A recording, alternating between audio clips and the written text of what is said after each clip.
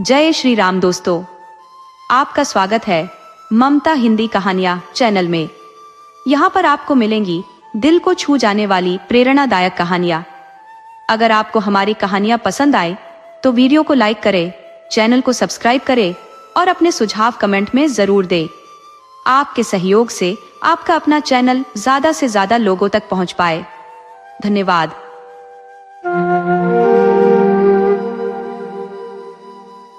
एक बार की बात है कि एक राजा और उसका वजीर दोनों बहुत मुश्किल में थे, क्योंकि दोनों के कोई बेटा नहीं था। दोनों की यह एक सी मुश्किल उन दोनों को एक दूसरे के और करीब ले आई थी। वे एक दूसरे के साथ ही में खुश रहते। दोनों अलग अलग तो बस कभी कभार ही दिखाई पड़ते। जहां राजा रहता वहीं उसका वजीर भी रहता, और जहां वजीर रहता राजा भी वहीं मिलता। एक सुबह वे दोनों जंगल में शिकार करने गए। वहां उनको एक साधु मिल गया जो आग के सामने उकड़ू बैठा हुआ था। लगता था कि वह पूजा कर रहा था, क्योंकि उसने आने वालों की तरफ देखा ही नहीं। राजा बोला, चलो चलकर इससे बात करते हैं, हो सकता है कि यह भला आदमी हमारा कुछ काम कर दे। सो दोनों ने उसके सामने लेटकर उसको प्रणाम किया और अपना दुखड़ा रोया। सिर नीचे झुकाए झुकाए ही साधु बोला, तुम दुखी मत हो, तुम लोग दुखी बिल्कुल मत हो। लो, ये 2 आम ले जाओ। एक आम तुम अपनी पत्नी को खिला देना और यह दूसरा आम दूसरे की पत्नी को खिला देना। तुम दोनों की पत्नियों के बच्चे हो जाएंगे। साधु को बहुत बहुत धन्यवाद देकर राजा और उसका मंत्री दोनों अपने अपने घर लौट गए और आम अपनी अपनी पत्नियों को खिला दिए। ठीक समय पर दोनों ने एक एक लड़के को जन्म दिया। जब ये दोनों लड़के पैदा हुए तो राजा के घर में और वजीर के घर में ही नहीं, बल्कि सारे राज्य में खुशियां मनाई गई।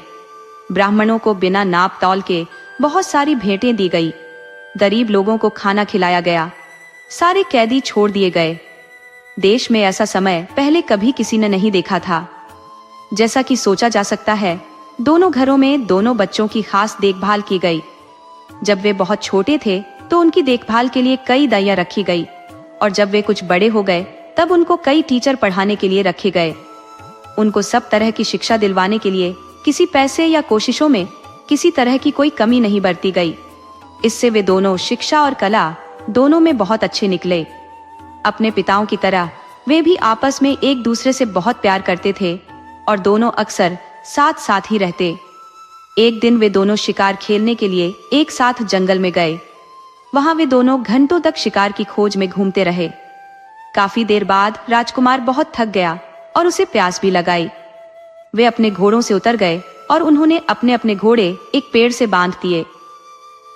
राजकुमार वहीं घोड़ों के पास बैठ गया और वजीर का बेटा पानी की खोज में चल दिया। उसको जल्दी ही एक छोटी सी नदी मिल गई। वह राजकुमार की प्यास को तो भूल गया और उस नदी के स्रोत को ढूंढने चल दिया। वह 1-2 मील ही गया होगा कि उसको उसका स्रोत मिल गया। वहां उसने एक बहुत सुंदर परी को एक शेर के सहारे बैठा देखा।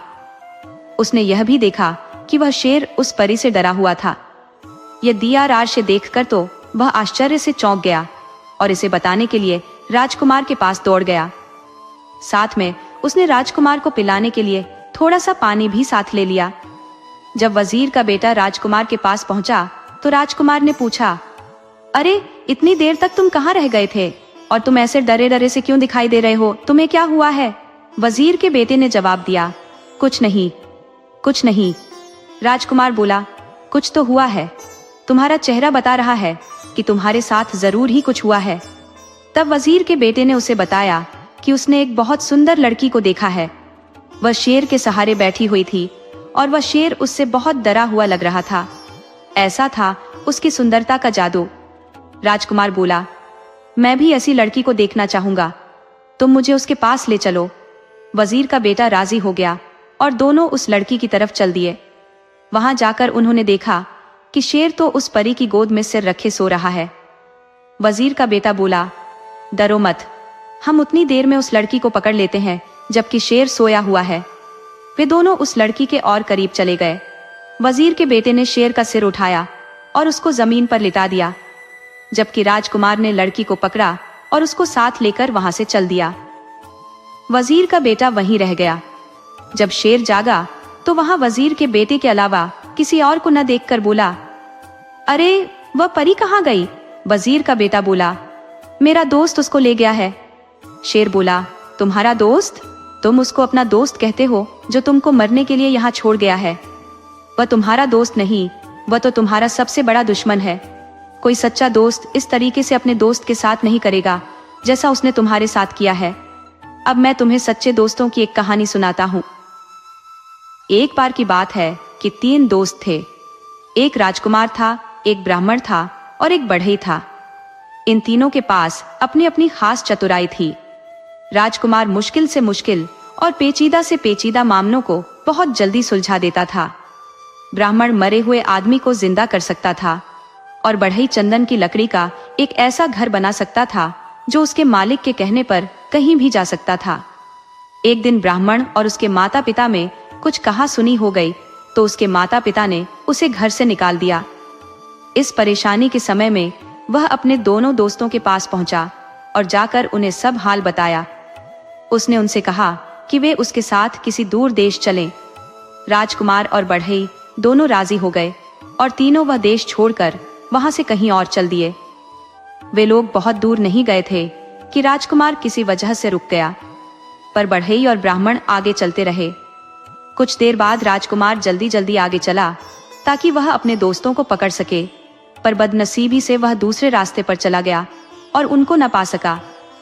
वह इस आशा में चलता रहा कि वह अपने दोस्तों को ढूंढ लेगा, पर जब काफी दूर जाने पर भी वे उसको नहीं मिले तो उसको लगा कि वे इतनी तेज क्यों जा रहे थे कि वह उनको पकड़ ही नहीं पा रहा था।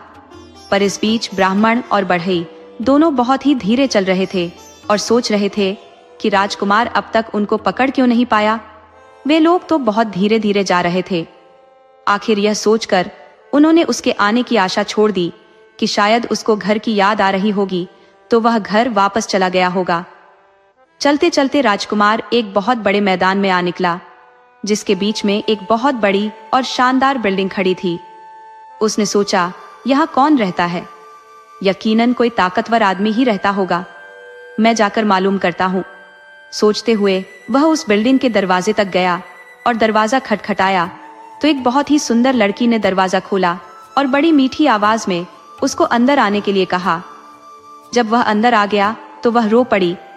राजकुमार ने उससे उसके रोने की वजह पूछी तो वह बोली, तुम्हारी सुंदरता और तुम्हारी जवानी देखकर मुझे तुम पर दया आती है।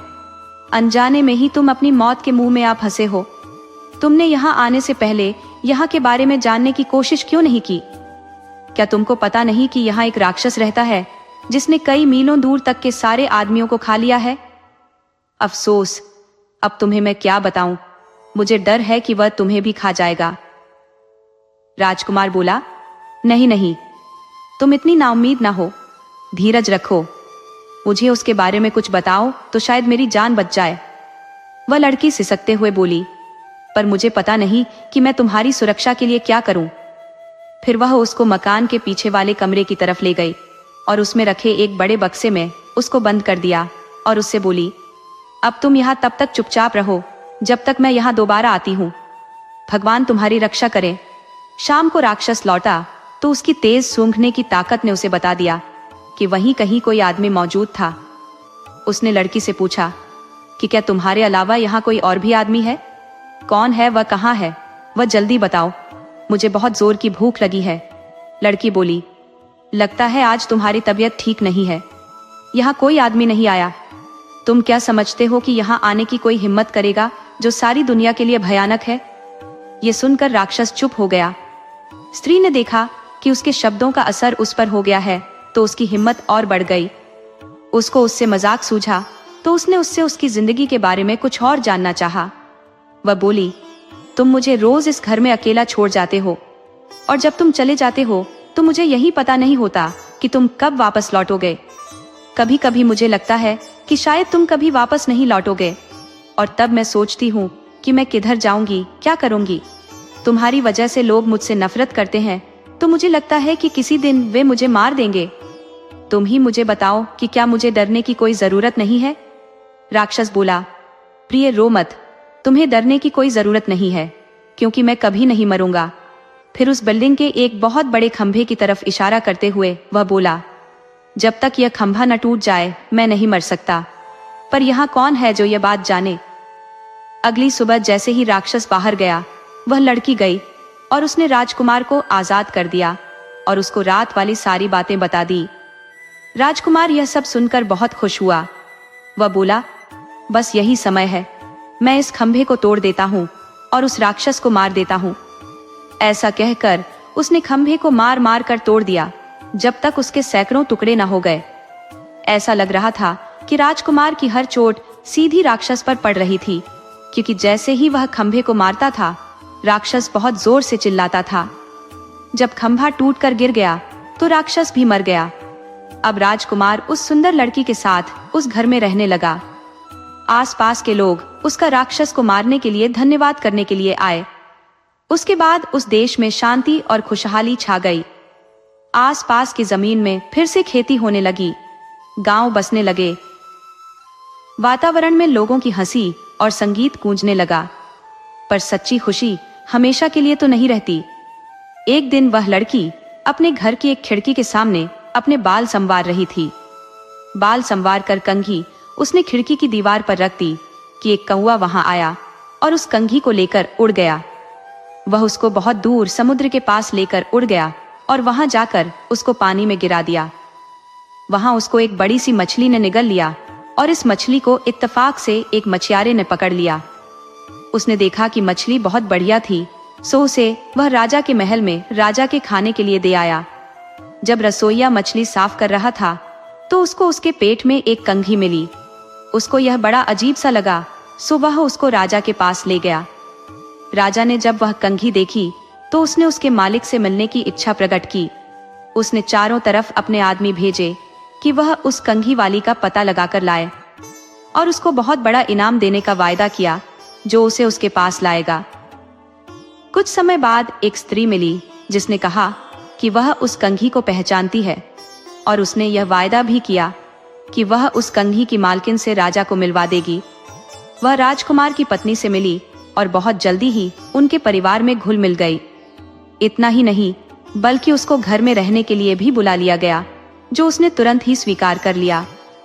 उसने देखा कि जब तक राजकुमार जिंदा है तब तक वह अपने उद्देश्य में सफल नहीं हो सकती, तो उसने राजकुमार को जहर दे दिया और हकीम को रिश्वत देकर उसकी पत्नी से यह कहलवा दिया कि वह अपनी मौत ही मरा है। उफ राजकुमार की पत्नी तो राजकुमार की मौत पर बहुत दुखी हुई और बहुत रोई। उसके इतना दुखी होने पर तो लोगों को लगा कि वह तो मर ही जाएगी, पर उसने उसकी लाश को नहीं छोड़ा। उसने उसको एक मजबूत बक्से में बंद करके अपने प्राइवेट कमरे में रख लिया। उसने अपने पति से उसके दो दोस्तों के बारे में अक्सर सुना था कि वे क्या कर सकते थे। उसको यह आशा थी कि एक दिन वह उनसे जरूर मिलेगी और अपने पति को जिंदा करवा लेगी। जैसे ही उस स्त्री को मौका लगा, उसने उस लड़की को उसका घर छोड़ने के लिए और अपने साथ रहने के लिए कहा कि वहां तो वह काफी परेशान थी, कुछ दिन वह वहां से कहीं दूर रह लेगी तो उसको थोड़ी शांति मिल जाएगी। लड़की राजी हो गई और उसके साथ चली गई। अपने घर आते ही उस स्त्री ने राजा को खबर की कि वह अपने उद्देश्य में सफल हो गई है। राजा वहां आया और उस लड़की को जबरदस्ती अपने महल ले गया और उससे प्रार्थना की कि वह उसके साथ उसकी रानी बनकर रहे। लड़की बोली कि वह उससे शादी तो कर लेगी, पर उसको 6 महीने का समय दिया जाए, क्योंकि उसके पंडित ने उससे ऐसा करने के लिए कहा था। राजा यह सुनकर बहुत खुश हुआ और उस दिन का इंतजार करने लगा जब वह दिन आएगा जब वह उस लड़की से शादी कर पाएगा। उसके लिए उसने एक छोटा सा महल सड़क के किनारे बनवा दिया था। वह उसी में अकेली रहती थी। इस बीच वह लड़की भगवान से यह मनाती रही कि उसके पति के दोनों दोस्त कहीं से उसे मिल जाए तो वह इस राजा से शादी करने से बच जाए। वह हर जगह पूछताछ करती रही। वह हमेशा अपनी खिड़की पर ही बैठी रहती और इस आशा में बाहर की तरफ देखती रहती कि शायद वे दोनों वहां से कभी गुजरे। एक दिन उसने 2 आदमी अपने घर की तरफ आते देखे तो उसने उनसे पूछा, आप लोग कौन हैं और कहां से आए हैं? वे बोले, हम लोग यात्री हैं और काफी यात्रा करने के बाद यहाँ तक पहुंचे हैं। हमारे साथ हमारा एक दोस्त राजकुमार भी था, पर अब वह खो गया है, हम उसी को ढूंढते हैं। लड़की बोली, आप अंदर आइए और थोड़ा आराम कीजिए, फिर मुझे अपने खोए हुए दोस्त के बारे में कुछ बताइए। शायद मैं आपके खोए हुए दोस्त को ढूंढने में आपकी कुछ सहायता कर सकूं। सो वे दोनों महल में चले गए और उस लड़की के पास बैठकर उन्होंने उसको अपनी सारी कहानी बताई। लड़की बोली, भगवान का लाख लाख धन्यवाद है कि आप लोग यहाँ हैं, पर मुझे अफसोस है कि राजकुमार तो मर चुका है। ब्राह्मण बोला, उसकी आप चिंता न करें, मैं उसको जिंदा कर लूंगा। भगवान का लाख लाख धन्यवाद है कि हम ठीक जगह पर पहुंच गए। भगवान आपकी हर इच्छा पूरी करे, आप हमें राजकुमार का शरीर दिखा दीजिए। लड़की बोली, पर जरा ठहरिए, हमको बड़ी सावधानी से काम लेना है। इस देश के राजा को मुझसे बहुत प्यार हो गया है। मेरी प्रार्थना पर वह शादी के लिए 6 महीने तक मेरा इंतजार करेगा। 6 महीने पूरे होने वाले हैं और 6 महीने पूरे होते ही वह मुझको यहाँ से ले जाएगा। हम लोगों को बहुत ही सावधानी से काम करना है, क्योंकि राजा ने मेरे चारों तरफ बहुत सारा पहरा लगा रखा है। जो कुछ भी यहाँ होता रहता है, ये पहरेदार जाकर राजा को सब बताते रहते हैं। मुझे यकीन है कि आपका यहाँ होना भी राजा को पता चल गया होगा। अब देखना यह है कि हम यहाँ से निकलें कैसे। बढ़ई बोला, मैम आप डरिए नहीं, अगर आप मुझे जरा सा चंदन की लकड़ी का टुकड़ा ला दे तो मैं उससे एक ऐसा महल बना दूंगा जो उसके मालिक की इच्छा पर इधर से उधर आ जा सकेगा। लड़की बोली, ठीक है, मैं देखती हूँ। इसी समय उस लड़की ने एक दूत राजा के महल की तरफ एक संदेश लेकर भेजा। मैंने आपसे शादी करने का फैसला किया है। हमारी शादी का दिन पास आ रहा है। आप मुझसे खुश रहें, आप मुझे 300 मन चंदन की लकड़ी भिजवा दे। राजा ने तुरंत ही उसकी बात मानकर उसको 300 मन चंदन की लकड़ी भिजवा दी और बढ़ई ने उससे मकान बनाना शुरू कर दिया। जब मकान बनकर तैयार हो गया तो लड़की ने राजा को एक और संदेश भेजा।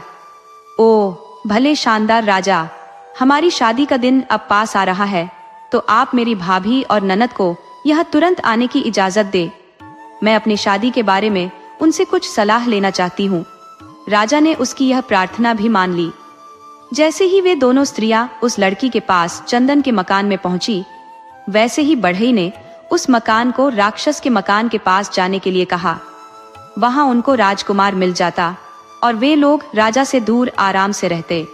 बढ़ई के कहते ही चंदन का मकान उड़ चला और वह इतनी बेआवाज उड़ा कि किसी को पता ही नहीं चला कि क्या हो रहा है। वे सब तो बस उसकी बनावट की ही तारीफ करने में लगी थी कि अचानक उन्होंने अपने आप को मरे हुए राक्षस के महल के पास पाया। लड़की ब्राह्मण को राजकुमार की लाश के पास ले गई। ब्राह्मण ने बस उससे अपना हाथ छुआया कि वह जिंदा हो गया। सब लोगों में खुशी की लहर दौड़ गई।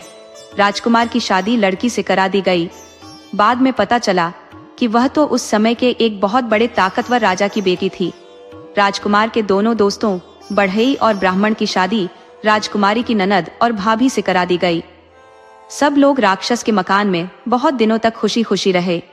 शेर ने अपनी कहानी खत्म करते हुए कहा, ओ वजीर के बेटे, जैसे वे ब्राह्मण और बढ़ई उस राजकुमार के दोस्त थे, वैसे लोग ही दोस्त होते हैं।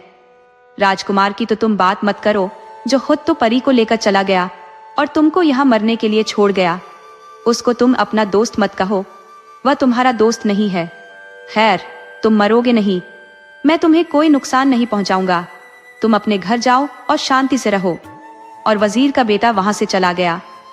दोस्तों, आपको कहानी कैसी लगी अपने सुझाव कमेंट करना न भूले। तो चलिए आज की अगली कहानी शुरू करते हैं।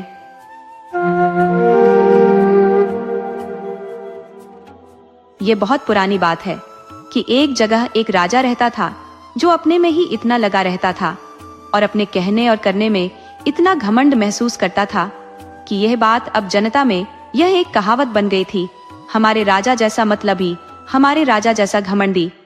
साफ जाहिर है कि उसके वजीर और दरबारी लोग उसकी बातें सुनते सुनते थक गए थे और उसकी यह आग भड़काने के लिए हमेशा उसकी चापलूसी करते रहते।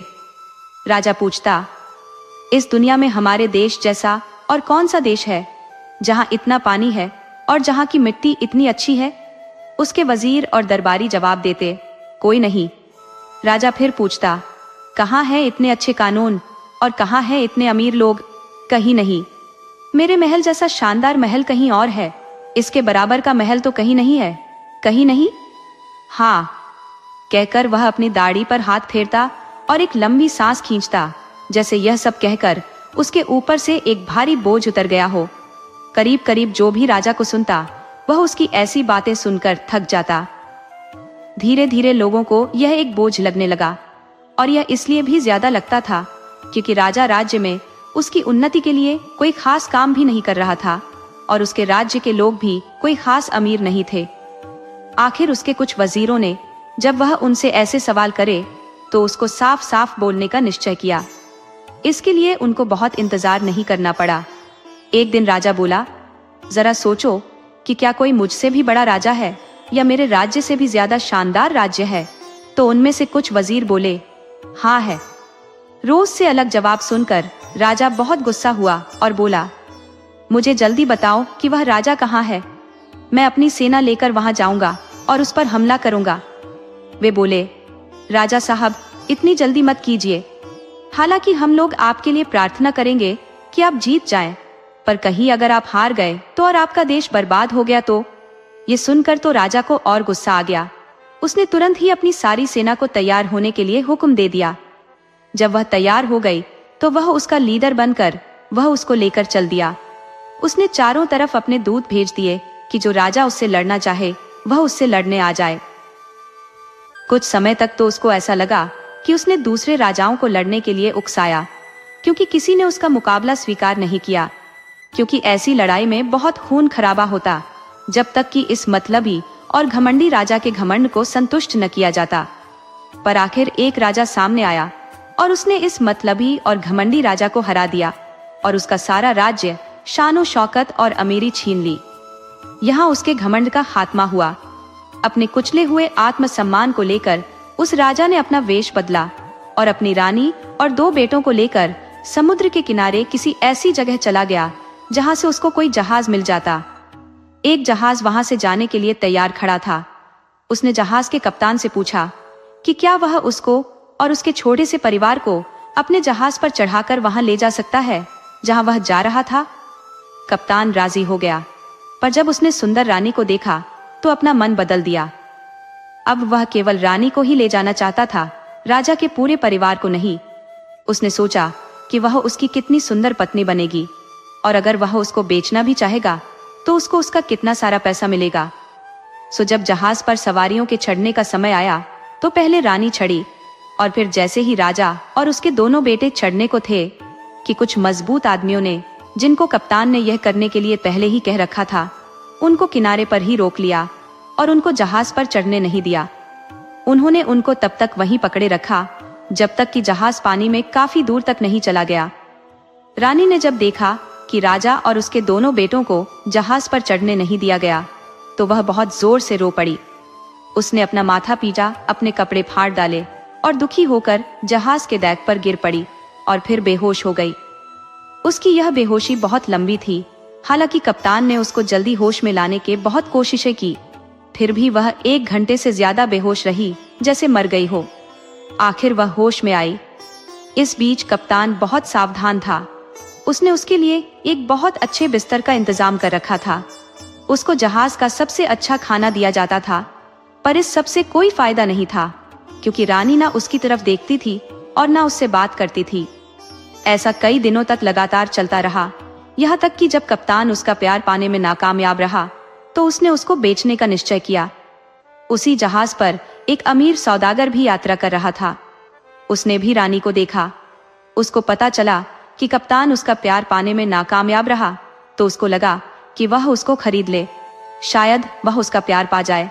सो उसने कप्तान को एक बहुत बड़ी रकम देकर रानी को खरीद लिया, और इस तरह रानी अब उस सौदागर के पास आ गई। बहुत ही कोमलता से उसने रानी को खुश करने की और उससे प्यार जताने की कोशिश की। जब उसने उससे कहा कि उसने उसको बहुत सारा पैसा देकर उसे खरीदा है, इसलिए उसको उससे शादी कर लेनी चाहिए, तो आखिर वह उसका प्यार पाने में सफल हो गया।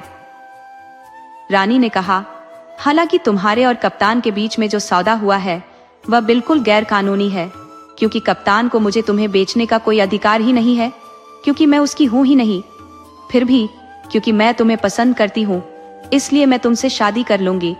अगर तुम 2 साल इंतजार करो और इस बीच मैं अपने पति और बेटों से नहीं मिली तो। सौदागर राजी हो गया और इस समय के खत्म होने का इंतजार करने लगा।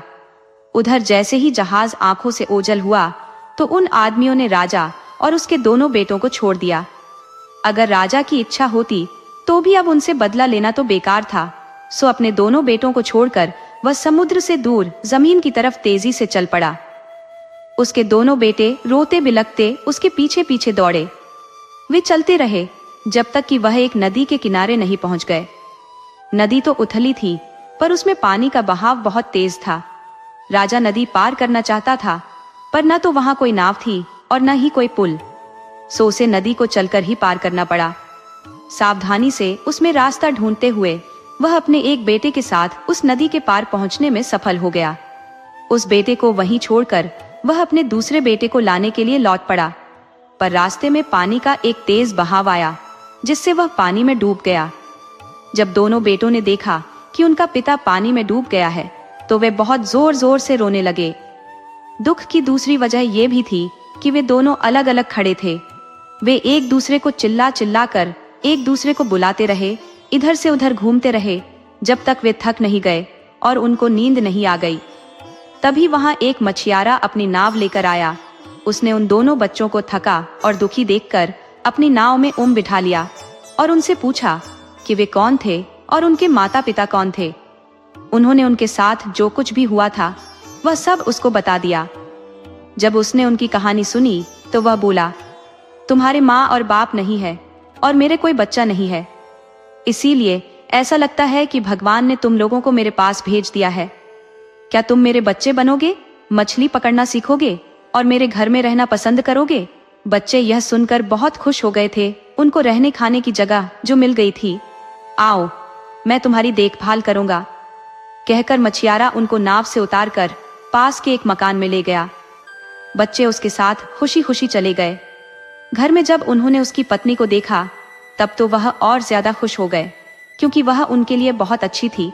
वह उनको अपने सगे बेटों से भी बढ़कर मानती थी। बच्चे अपने नए घर में आराम से रहने लगे। वे स्कूल जाते थे। उन्होंने जल्दी ही वह सब सीख लिया जो उनके मास्टरों ने उन्हें सिखाया।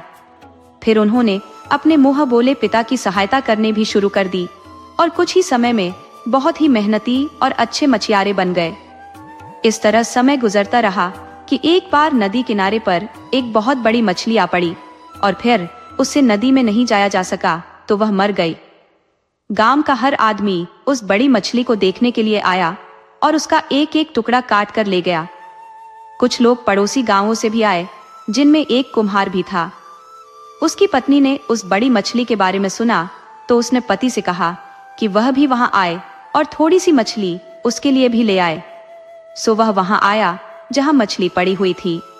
हालांकि काफी देर हो चुकी थी, फिर भी जब वह वहां पहुंचा तो वहां कोई भी नहीं था, क्योंकि सारे लोग जिन जिन को उसको ले जाना था वे सब उसमें से उसका छोटा छोटा हिस्सा काट कर ले जा चुके थे और वहां से जा चुके थे।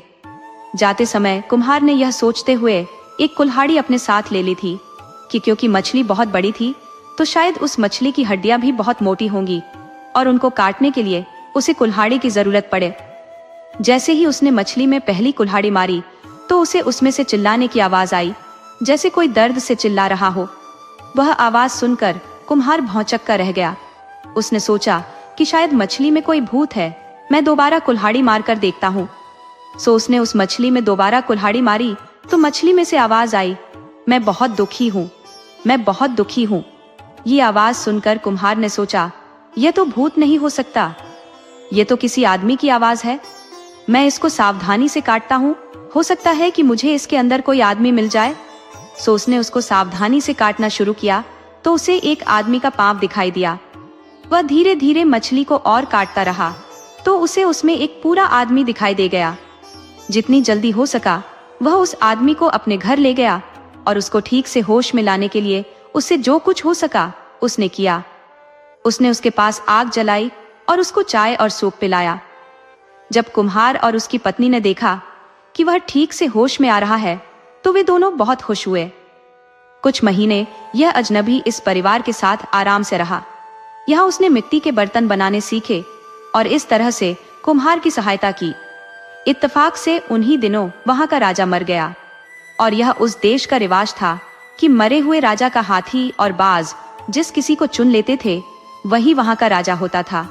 सो जब वह राजा मर गया तो राजा के हाथी को सारे राज्य में घुमाया गया और बाज को भी चारों तरफ उड़ा दिया गया ताकि वे वहां का राजा चुन सकें।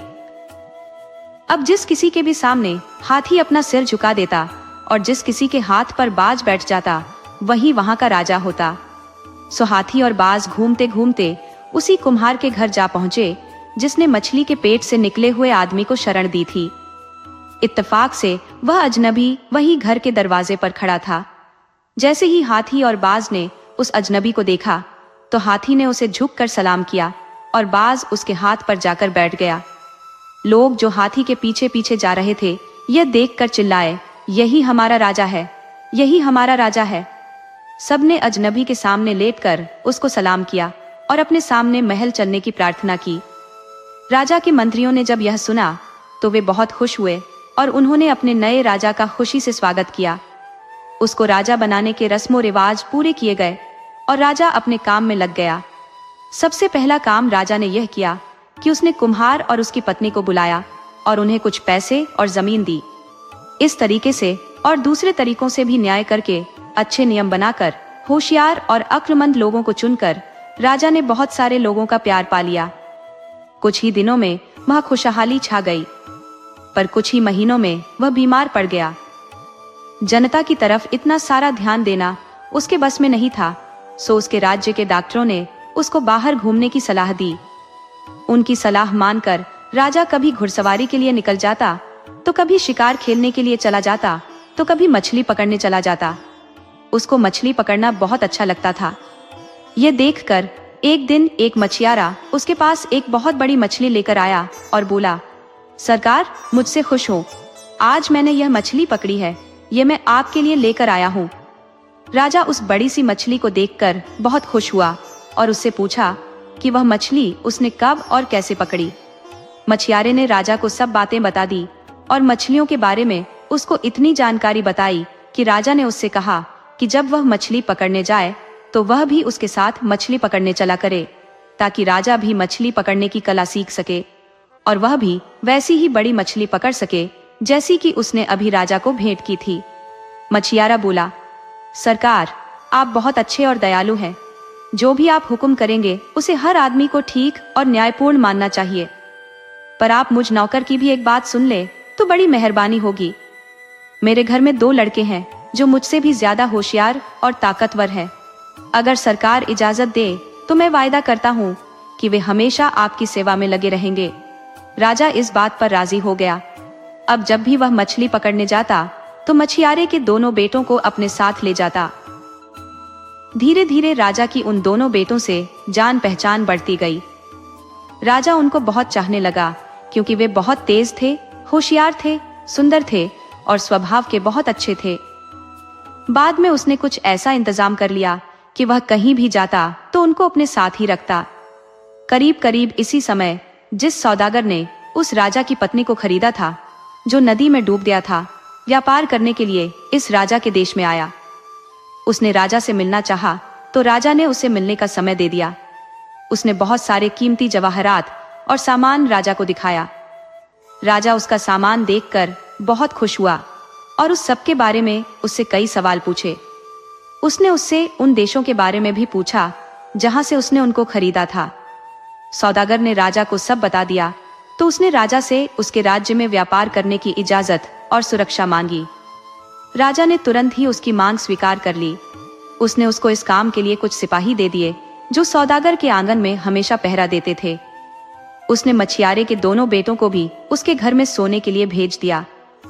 एक रात इन दोनों बेटों को किसी वजह से नींद नहीं आ रही थी, तो छोटे भाई ने बड़े भाई से कहा कि वह उसको कोई कहानी सुनाए ताकि उसे नींद आ जाए। बड़ा भाई बोला, ठीक है, मैं तुझे अपने साथ घटी एक घटना सुनाता हूँ। कहकर उसने उसको यह कहानी सुनाई। एक बार की बात है कि एक बहुत ही बड़ा पढ़ा लिखा और अमीर राजा था, लेकिन वह बहुत घमंडी था। एक बार वह अपनी सेना लेकर दूसरे राजाओं को लड़ाई की चुनौती देता हुआ बाहर निकल पड़ा। तो कुछ राजा तो उससे हार गए, पर एक राजा जो उससे ज्यादा ताकतवर था उसे लड़ा और उसने उसको हरा दिया। हारा हुआ राजा अपनी पत्नी और 2 बेटों के साथ किसी तरह बचकर भाग निकला।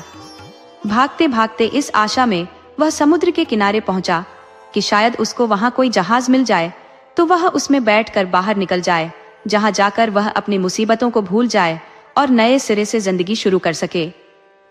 कई मील चलने के बाद वे समुद्र के किनारे पहुंचे। खुशकिस्मती से उनको एक जहाज मिल गया जो किनारा छोड़ने ही वाला था।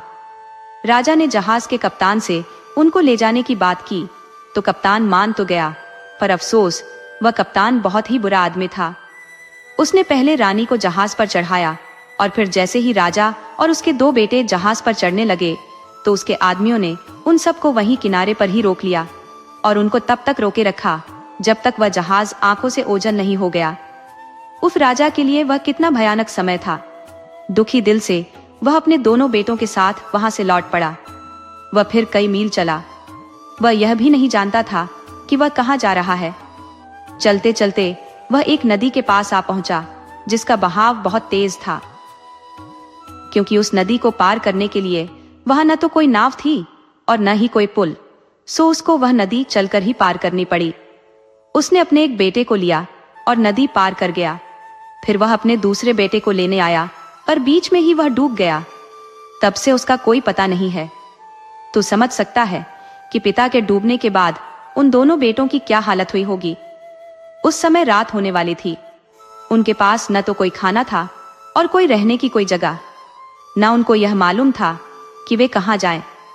एक नदी के एक किनारे पर खड़ा था और दूसरा दूसरे किनारे पर। वह एक दूसरे के पास भी नहीं जा सकते थे। आखिर उसी समय एक मछियारा अपनी नाव में आया और दोनों बच्चों को अपनी नाव में बैठाकर अपने घर ले गया। वह उन दोनों को बहुत चाहने लगा और उसकी पत्नी भी। इस तरह वे दोनों उनके माता पिता जैसे हो गए।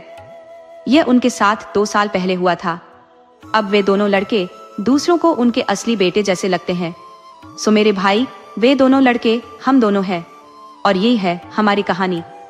कहानी इतनी मजेदार थी और उसका अंत भी इतना अच्छा था कि बजाय सोने के छोटे भाई की आंख और ज्यादा खुल गई। ये कहानी कहीं भी इतने अच्छे से कही गई थी कि इसने दूसरों का ध्यान भी अपनी तरफ खींच लिया। इत्तेफाक से सौदागर की खरीदी हुई पत्नी इस समय जाग रही थी। उसके कमरे और दुकान के बीच में केवल पतला सा पर्दा था, सो वह यह सारी कहानी सुन रही थी।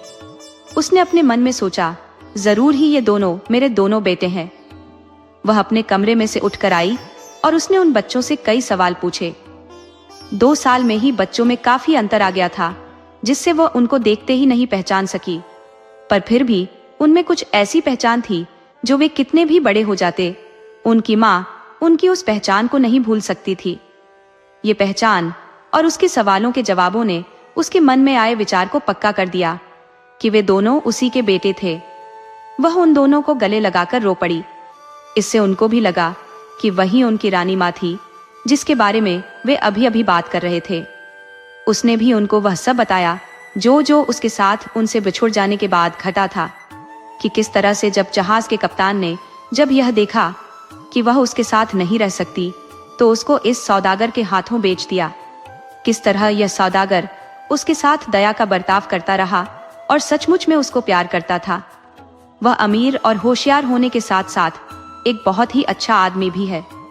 और कैसे उसने यह सोचते हुए कि शायद वह अब राजा से नहीं मिल पाएगी, इस सौदागर से 2 साल बाद शादी के लिए हाँ कर दी थी।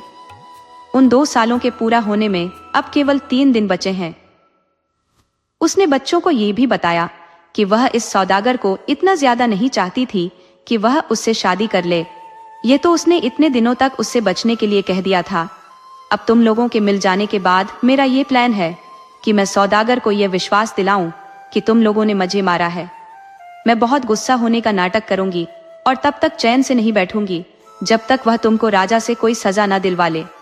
इससे राजा तुम लोगों को बुलवा भेजेगा और तुमसे इस मामले की छानबीन करेगा। इसके जवाब में तुमको ये कहना है कि यह तुमसे गलती हो गई, वरना तुम तो मुझे अपनी माँ की तरह मानते हो और उसी की तरह मेरी इज्जत करते हो। इस बात को साबित करने के लिए राजा से प्रार्थना करना कि वह मुझे बुलवा भेजे और मुझसे खुद ही पूछने कि तुम लोगों ने सच कहा है या नहीं। तब मैं तुम लोगों को अपना बेटा बताऊंगी और राजा से प्रार्थना करूंगी कि वह मुझे इस सौदागर से छुटकारा दिलवाए और तुम्हारे साथ रहने की इजाजत दे, जहां मैं अपनी जिंदगी के बाकी दिन गुजार सकूं। बेटों ने उसकी यह सलाह मान ली।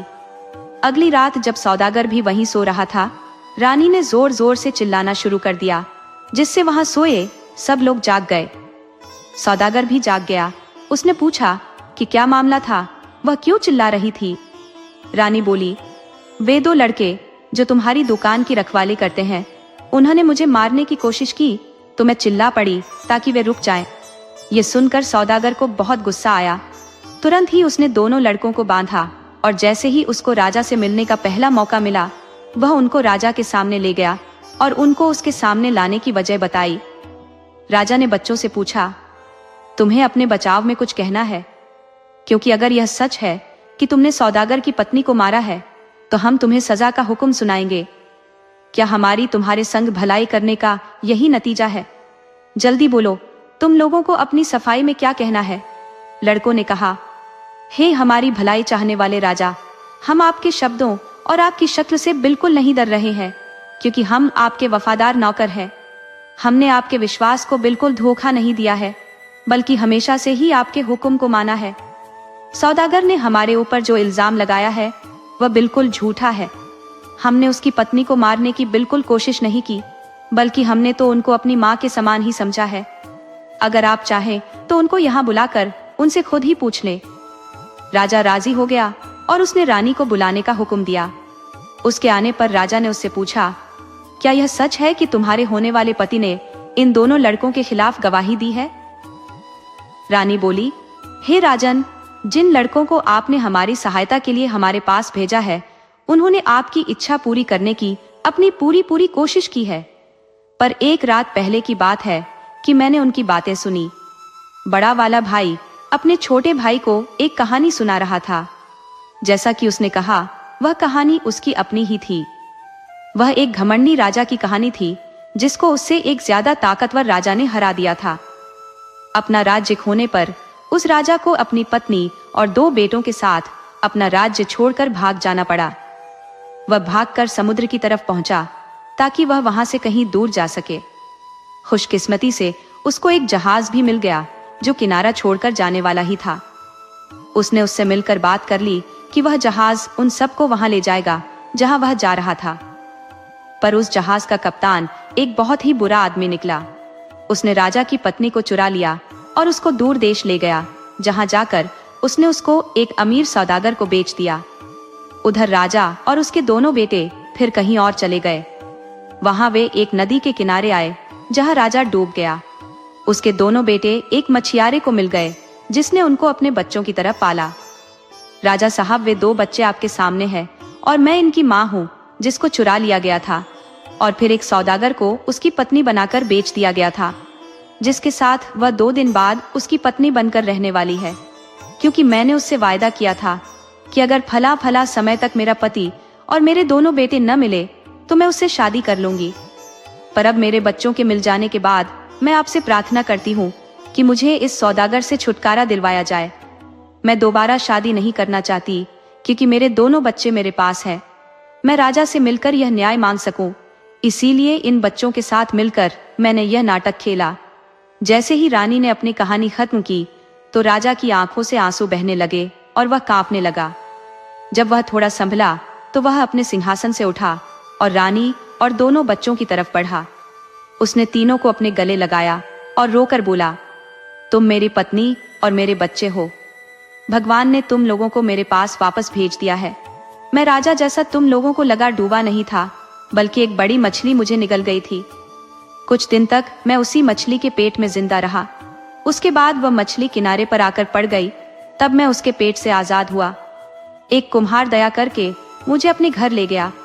उसने मुझे अपना काम सिखाया। मैं वह काम करके अपना पेट अपने आप पालने लायक हुआ ही था कि यहाँ का राजा मर गया। उस राजा के हाथी और बाज ने मुझे अपना राजा चुन लिया और इसीलिए अब मैं यहाँ हूँ। उसके बाद राजा ने रानी और अपने दोनों बेटों को महल ले जाने का हुक्म दिया।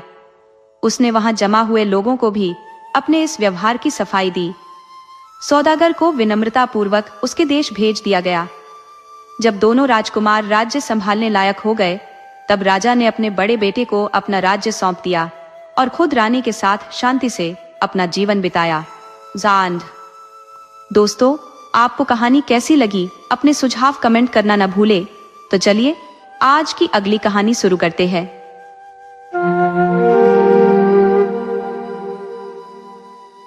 एक बार की बात है कि एक घाटी में एक बहुत ही अमीर सौदागर रहता था।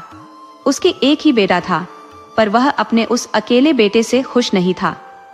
उसका वह बेटा बहुत ही बेवकूफ सा था और कोई अक्ल का काम करना तो दूर कुछ और भी नहीं करता धरता था। पर उसकी माँ उसको बहुत प्यार करती थी।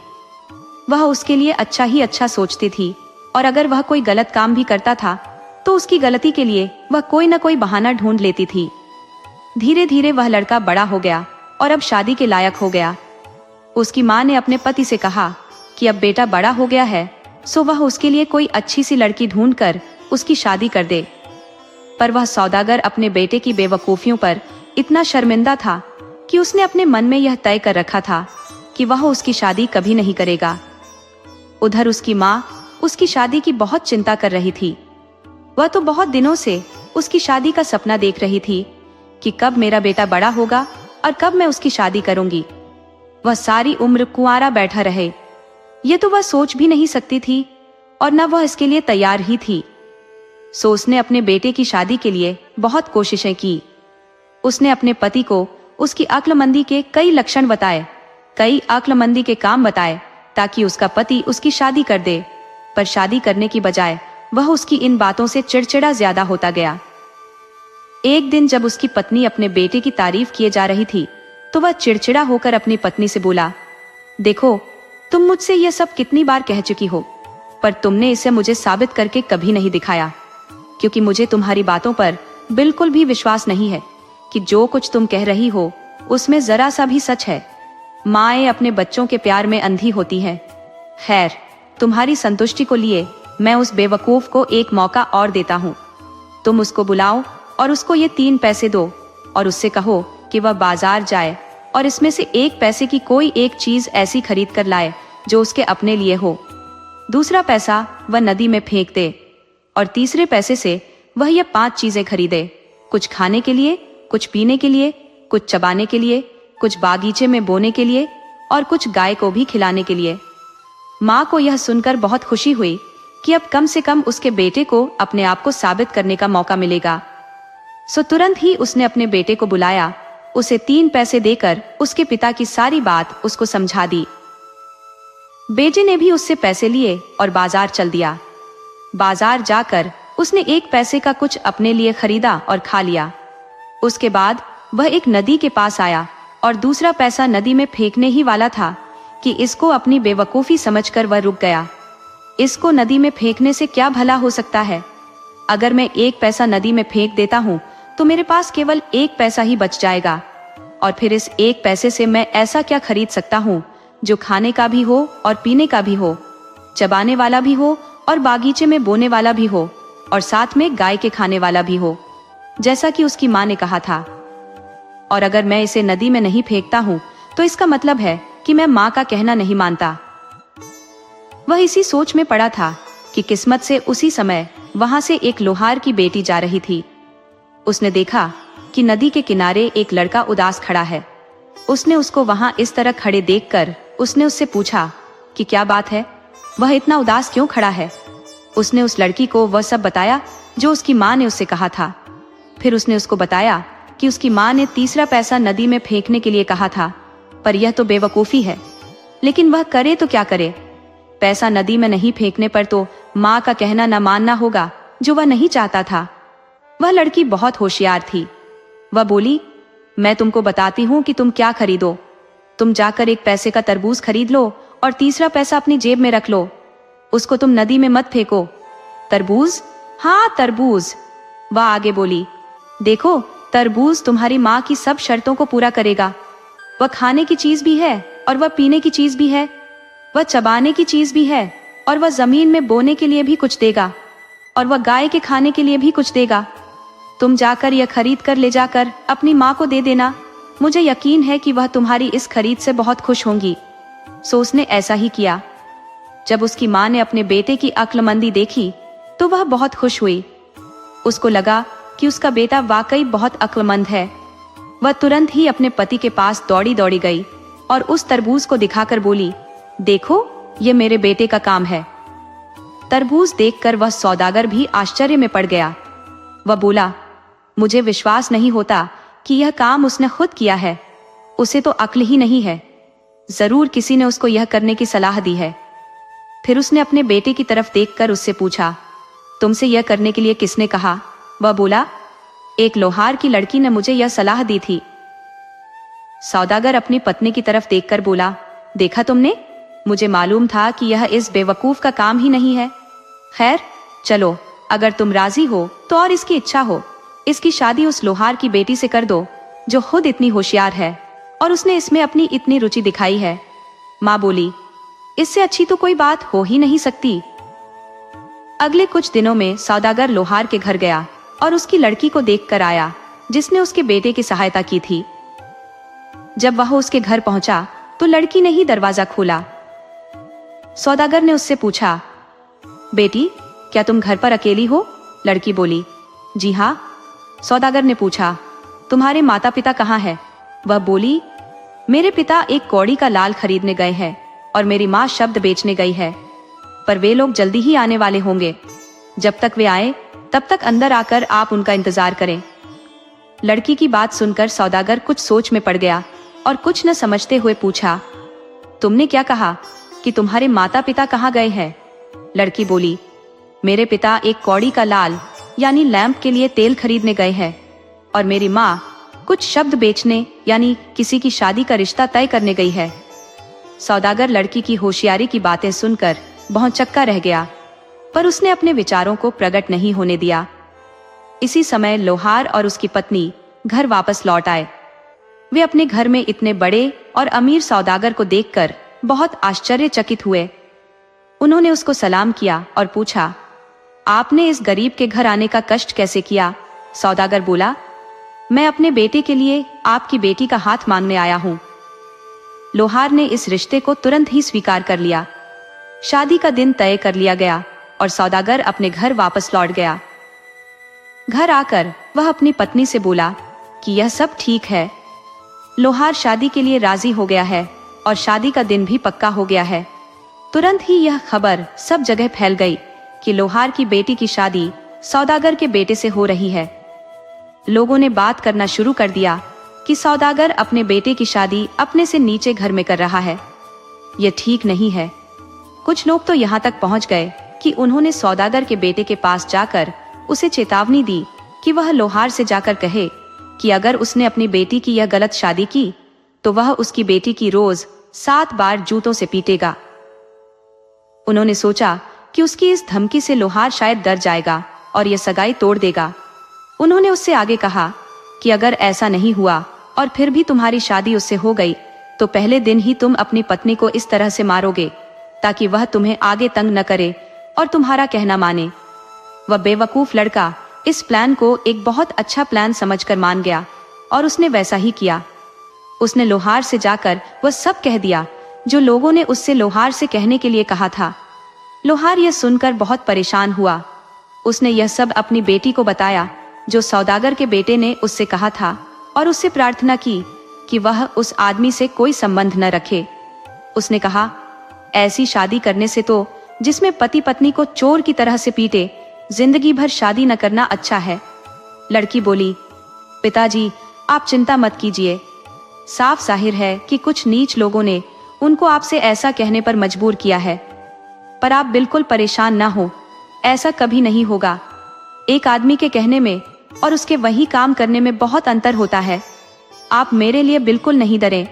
जो कुछ उन्होंने कहा है वैसा कभी नहीं होगा। जिस दिन की शादी तय हुई थी उस दिन धूमधाम से शादी हो गई। आधी रात को दुल्हा उठा और यह सोचते हुए कि उसकी पत्नी सो रही थी, उसने एक जूता उठाया और उसको उससे मारने ही वाला था कि पत्नी ने अपनी आंखें खोल दी। वह बोली, ऐसा नहीं करते। शादी की पहली रात को ही लड़ना झगड़ना अपशकुन होता है। कल को अगर तुम चाहो तो मुझे मार लेना, पर आज की रात तो तुम मुझसे मत लड़ो। अगली रात दुल्हे ने दुल्हन को मारने के लिए फिर से अपना जूता उठाया तो उसने फिर से उससे प्रार्थना की, अगर पति पत्नी शादी के पहले हफ्ते में ही एक दूसरे का अपमान करे तो यह बहुत बड़ा अपशकुन होता है। मैं जानती हूँ कि तुम एक बहुत ही अक्लमंद आदमी हो और तुम मेरी बात सुनोगे। तुम अपना ये काम 8वें दिन के लिए रख लो। उस दिन तुम मुझे जितना चाहे उतना मार लेना। लड़का राजी हो गया और उसने अपने हाथ में लिया हुआ जूता एक तरफ फेंक दिया। मुसलमानों के रीति रिवाजों के अनुसार 7वें दिन लड़की अपने पिता के घर आई।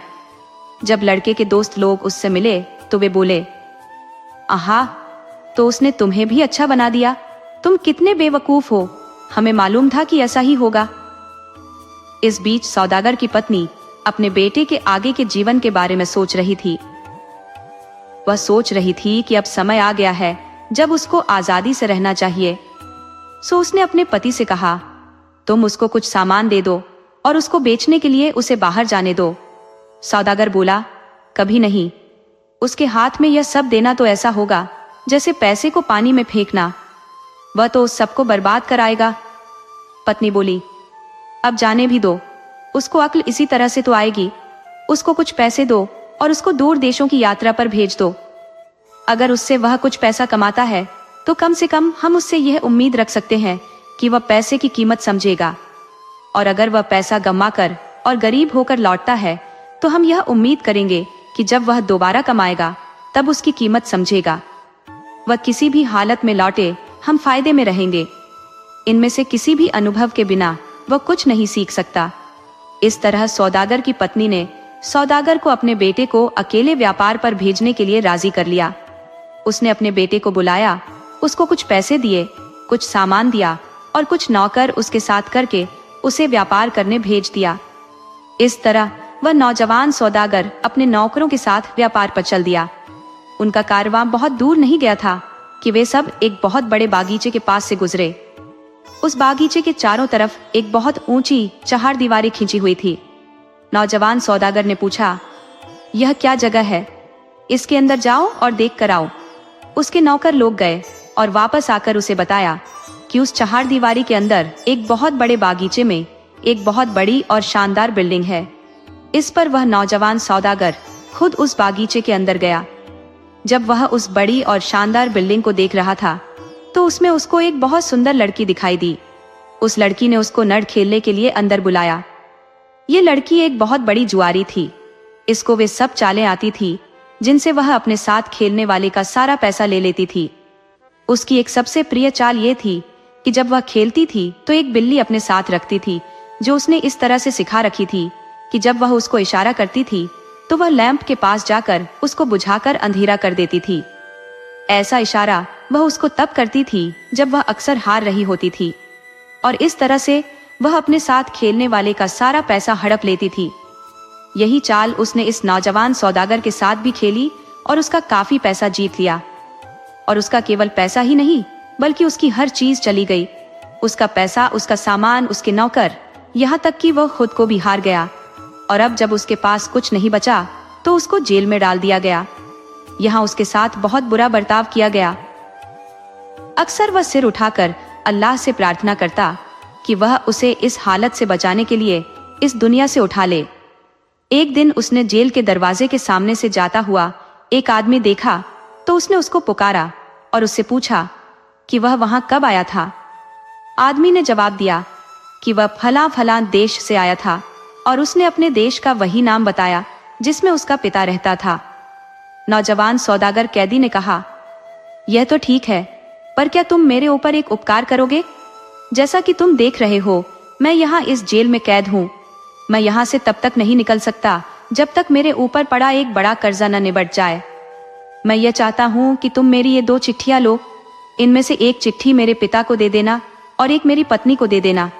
अगर तुम मेरा यह काम कर दोगे तो मैं तुम्हारा यह उपकार कभी नहीं भूलूंगा। वह आदमी राजी हो गया और दोनों चिट्ठियां उससे लेकर अपने रास्ते चला गया।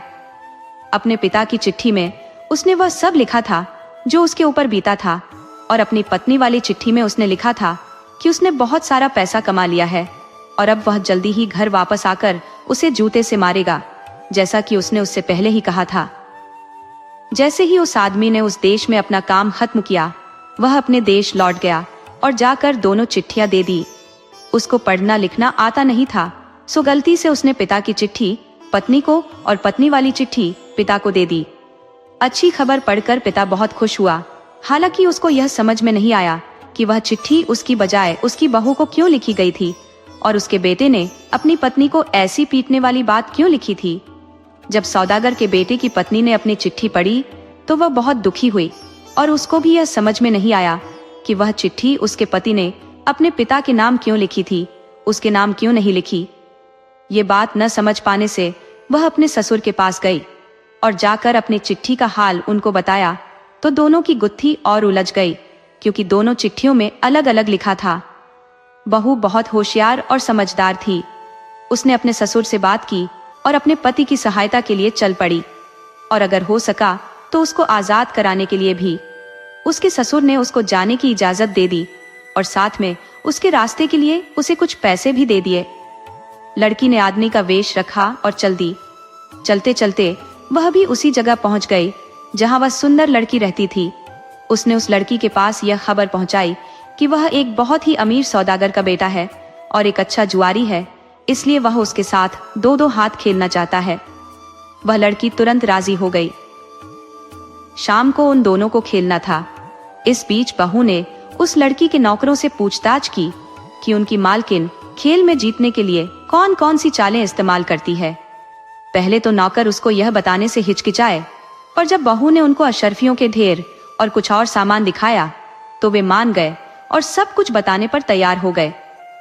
उन्होंने उसे बताया कि शायद उनकी मालकिन उसको हराने के लिए उस रात भी बिल्ली वाली चाल खेले। यह सुनकर बहू वहां से चली गई। शाम को वह फिर वहां आई और लड़की को अपना सलाम भेजा। वह अपने साथ एक चूहा लाई थी जो उसने अपने कोट की आस्तीन में छिपा रखा था। खेल शुरू हुआ।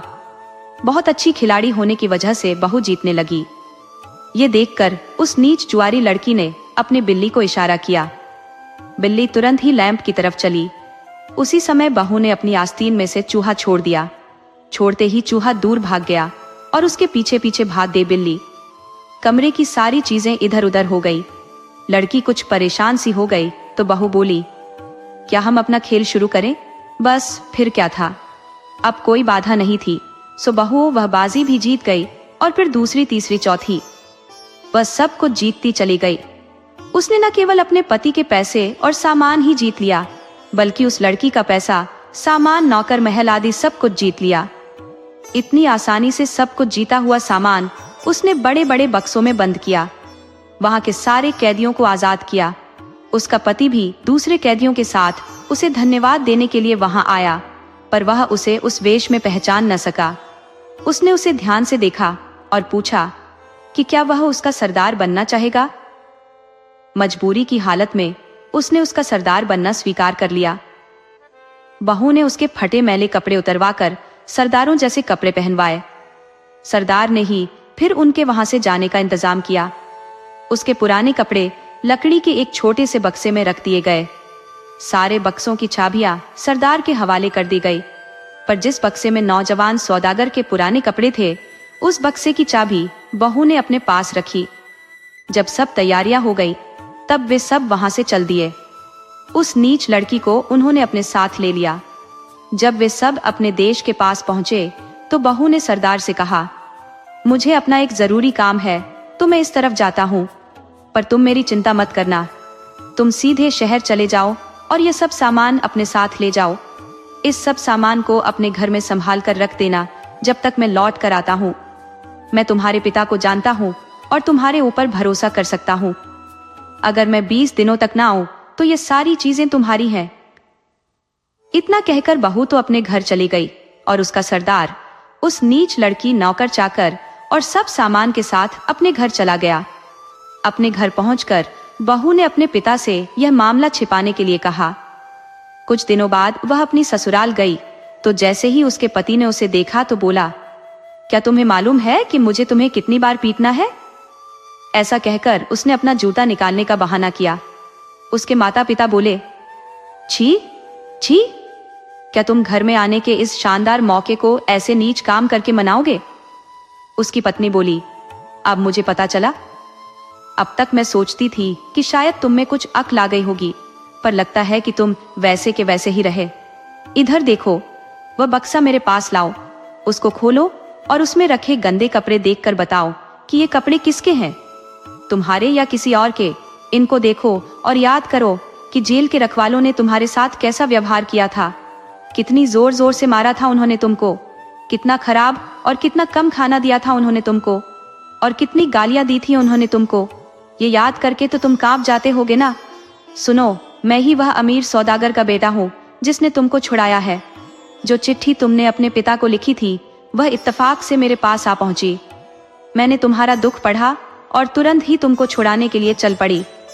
मैंने एक नौजवान सौदागर का वेश रखा और जाकर उस लड़की से मिली जिसने तुम्हें बेवकूफ बनाया था।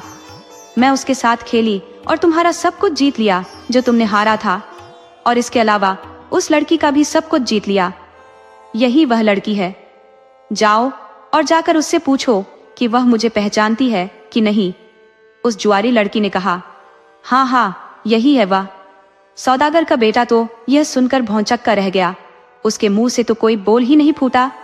सौदागर की पत्नी ने अपनी बहू की तरफ देखा और उसको आशीर्वाद दिया। सौदागर खुद अपने बेटे से इतना नाउम्मीद और गुस्सा था कि वह न तो कुछ बोल सका और न ही कुछ कर सका। आखिर उसने अपनी पत्नी की तरफ देखा और बोला, अब तुम्हें विश्वास हो गया कि तुम्हारा बेटा कितना बेवकूफ है। यह सब सामान और जवाहरात बहू को दे दो, वह उसके लिए बहुत ज्यादा अच्छी है। दोस्तों, आपको कहानी कैसी लगी अपने सुझाव कमेंट करना न भूले।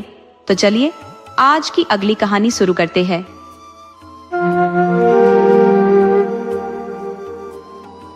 कहा जाता है कि महाभारत युद्ध समाप्त हो चुका था और देश में पांडवों का राज पुनः स्थापित हो चुका था।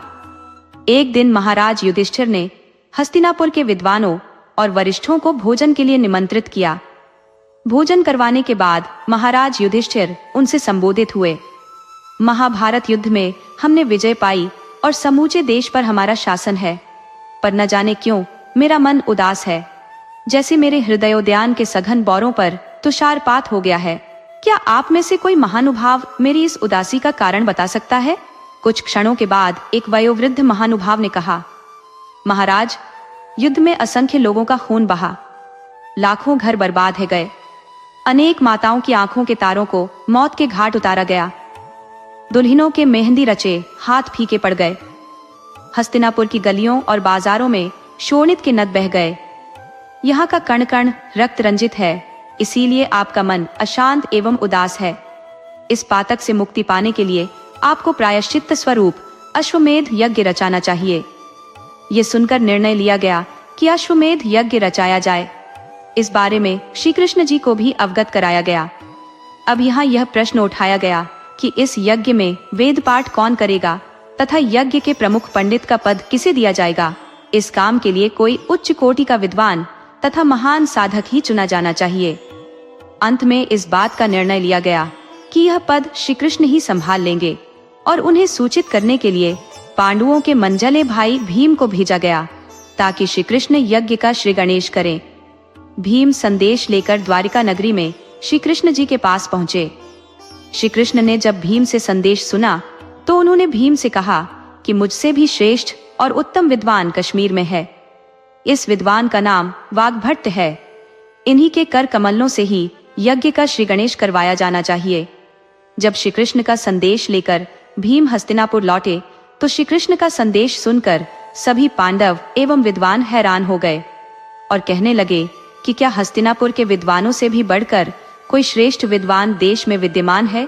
श्री कृष्ण का कहना था, अतः सभी अनुत्तर हो गए। अंत में भीम को कश्मीर की ओर भेजा गया। कई महीनों के पश्चात भीम कश्मीर पहुंच गए। यहाँ पहुंचकर कई लोगों से वाग्भट्ट के बारे में मालूम किया और पूछते पाछते वह गेहूम गांव पहुंच गए। उन्होंने यहाँ 4-5 व्यक्तियों को एक वृक्ष की छाया में बतियाते पाया। उनके पास जाकर भीम ने उनसे वाग्भट्ट और उनके आश्रम के बारे में मालूम किया। इन लोगों ने जब यह नाम सुना तो ठहाका मारकर हंस पड़े और कहा कि यहाँ वाग्भट्ट नाम का कोई व्यक्ति नहीं, पर यहाँ वागुर नाम का एक दरिद्र है। वर्षा घाम में हल चलाते चलाते जिसका अंग अंग डीला हो जाता है, संभवतः उसी ने तुम्हारे सामने अपने बारे में बतंगड़ बनाया होगा। फिर भी जाओ, वह वहां खेत में हल जोत रहा है और वह उधर उसकी झोपड़ी है। वहां उसकी पत्नी से मालूम करना। ये सुनकर भीम झोपड़ी की ओर गया और वहां पहुंचकर वाघभट्ट की पत्नी से मिला। वह उस समय चक्की पीस रही थी। माता, श्रीमान वाघभट्ट जी कहाँ है? भीम ने पूछा। वत्स, वे वहां उस पेड़ तले हल जोत रहे हैं, वाघभट्ट की पत्नी ने उत्तर दिया। भीम खेत की ओर चल पड़े। वहां इन्होंने एक काले कलूटे व्यक्ति को, जो केवल कौपीन धारे हुए था, हल जोतते देखा। इसे देखते ही भीम के चेहरे पर घृणा सी छा गई। सोचा, कहाँ हस्तिनापुर के पंडित और विद्वान और कहाँ यह कलूटा दरिद्र। भीम को लगा कि श्री कृष्ण ने कहीं गलती की है। न जाने कहाँ इस नंगड़ का नाम सुना है। यदि यह उस सम्मेलन में प्रविष्ट होगा तो सब कुछ भ्रष्ट हो जाएगा। भीम यही सोच रहे थे कि वाघभट्ट की पत्नी भी खेत पर वाघभट्ट के लिए खाना लेकर आ गई और भीम से पूछ बैठी, वत्स, क्या वाघभट्ट से मिले? तनिक प्रतीक्षा करो, वे यहीं इसी वृक्ष की छाया तले भोजन करने आ जाएंगे। कुछ क्षण बीते कि वाघभट्ट भी वहीं आ गया और एक अतिथि को भी आया पाया। अतिथि से औपचारिकता निभाने के बाद पूछा कि वत्स, तुम मेरे पास किस उद्देश्य से आए हो? मुझसे क्या काम है? भीम असमंजस में पड़ गए कि कहूं या न कहूं, पर उन्हें श्री कृष्ण की आज्ञा याद आई और कहा, हे द्विज श्रेष्ठ, महाराज युधिष्ठिर को अश्वमेध यज्ञ रचाना है। श्री कृष्ण ने आपको इस यज्ञ में सम्मिलित होने और प्रमुख पंडित का पद स्वीकारने का निमंत्रण दिया है। ये सुनकर वाघभट्ट हंसने लगे और बोले, न जाने कहाँ जाना था और कहाँ आ गए हो। प्रभु ही जाने तुम्हें किसको बुलाना था और तुम किसके पास आ गए। कहाँ वागुर और कहाँ अश्वमेध यज्ञ। मेरे सम्मिलित होने से तो सब कुछ गड़बड़ा जाएगा। अरे, मेरे पास पेट भर भोजन और तन भर कपड़ा नहीं है, मैं अश्वमेध यज्ञ क्या जानूं। ये कहते कहते वाघभट्ट मैले हाथों ही भात खाने लगे। भीम ने जब उनकी मलिनता देखी तो उसे घिन आ गई। सोचने लगा, यह ठीक ही कहता है, यह वह हो नहीं सकता जिसे भगवान ने इतना ऊंचा दर्जा दिया हो। इसी बीच अचानक ही उसकी दृष्टि बैलों पर पड़ी। उसने देखा कि एक कौआ हल्की मूठ पर बैठा है और बैल सही दिशा में स्वतः चल रहे हैं। भीम दृष्टिवान पुरुष थे, अतः उन्होंने इस संकेत को समझ लिया। वाघभट्ट उठ खड़े हुए और पुनः हल चलाने लगे। भीम वाघभट्ट से यज्ञ में सम्मिलित होने के लिए काफी अनुनय विनय करते रहे और कई दिन पश्चात वाघभट्ट ने यज्ञ में शामिल होने की हामी भरी। साथ ही यह शर्त रखी कि मैं उस धरती पर अन्न ग्रहण नहीं करूंगा जो धरती मानव शोणित से रंग गई है। मेरे लिए अत्यंत परिश्रम पूर्वक ऐसे चूल्हे पर अन्न पकाना है जिसका स्पर्श उस मिट्टी से न होता हो। भीम ने इस शर्त को स्वीकार लिया और वाघभट्ट को लेकर हस्तिनापुर की ओर चल पड़े। 3 महीनों के बाद वे हस्तिनापुर पहुंच गए। जब श्री कृष्ण ने वाघभट्ट के आगमन के बारे में सुना तो वे अपने मित्रों सहित वाघभट्ट के स्वागत के लिए आ गए। श्री कृष्ण ने वाघभट्ट के पैर पखारे और अत्यंत श्रद्धा पूर्वक उन्हें दरबार में लाए। जब वहां के ब्राह्मणों ने इस काले कलूटे व्यक्ति को देखा तो वे खीसे निपोरने लगे। वाघभट्ट यह सब देख रहे थे और मन ही मन हंसते जा रहे थे। अश्वमेध का समारंभ हुआ। श्री कृष्ण ने वाघभट्ट को ऊंचे आसन पर आसीन किया और स्वयं उनके चरणों के पास बैठ गए। यज्ञारंभ से पहले ब्राह्मणों ने आपस में कानाफूसी शुरू कर दी। जब अग्नि प्रज्वलित करने की बेला आ गई तो एक ब्राह्मण उठ खड़ा हुआ और वाघभट्ट से कहने लगा, द्विजवर, अग्नि प्रज्वलित कीजिए, अंगारे ले आइए। वाघभट्ट ने उत्तर में कहा, क्या आप आग से आग जला देंगे? फिर आप में कौन सी विशिष्टता है? हमें विश्वास था कि आप मंत्रोच्चारण से अग्नि प्रज्वलित करेंगे। क्या आज तक किसी ने मंत्रोच्चारण से अग्नि प्रज्वलित की है? वाघभट्ट ने पूछा। विप्रवर, क्या दीपक राग द्वारा दीपक नहीं जलते? यह सुनकर वाघभट्ट मौन हो गए और ब्राह्मण जोर जोर से हंसने लगे। बात सही थी। श्री कृष्ण खड़े हो गए और करबद्ध होकर वाघभट्ट से कहने लगे, महाराज, ये लोग अनजान हैं, इन पर दया कीजिए। मेरे लिए अब अग्नि को जीवादान दीजिए। ऐसा कहते उनकी आंखों से अश्रुधाराएं बह निकली, जिससे वाघभट्ट बहुत अशांत हो गए और चीख पड़े, भगवान, बस कीजिए, बस, मैं आपकी आज्ञा का पालन कर रहा हूँ। यह कहते हुए उन्होंने यज्ञ कुंड की समिधाओं की ओर उंगली से संकेत किया और अग्नि धू धू कर प्रज्वलित हो उठी। चारों दीवारों की ओर इंगित किया और वहां से वेद पाठ की ध्वनि ऐसे आने लगी जैसे हजारों ब्राह्मण समवेत स्वर में वेद पाठ कर रहे हों। युधिष्ठिर एकदम उठ खड़े हुए और वाग्भट को चम्मर डुलाने लगे। दोस्तों, आपको कहानी कैसी लगी? अपने सुझाव कमेंट करना न भूले। तो चलिए आज की अगली कहानी शुरू करते हैं।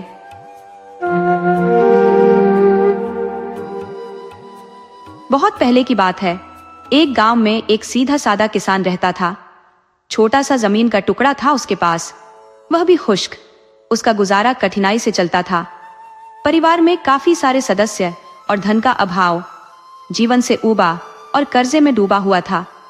रात दिन चिंता में गिरा प्रभु से प्रार्थना करता रहता था। उसने अपने छोटे से खेत को हल से जोत कर बीजा था और अब ढेले तोड़ रहा था। प्रभु की करनी वहां से एक जोगी गुजरा। हाथ में एक अजीब एवं अनेक कोणों पर मुड़ी लाठी, जैसे सांप, गर्दन में लटका झोला, कमर में घुटनों तक कपड़ा लपेटे और एक हाथ में कठौती। जोगी ने किसान के मिट्टी सने शरीर से पसीना बहते देखा। जोगी को देखकर किसान ने भी ढेला तोड़ना बंद कर दिया तथा आश्चर्यचकित हो उसे टुकुर टुकुर देखने लगा। जोगी ने उसे अपने पास आने का संकेत किया। किसान हौले हौले कदम बढ़ाता उसके समीप आया और कहा, क्या सच हुक्मनान, क्या कहते हो महाराज? जोगी बोला, तुम्हारे पास चिलम तो नहीं?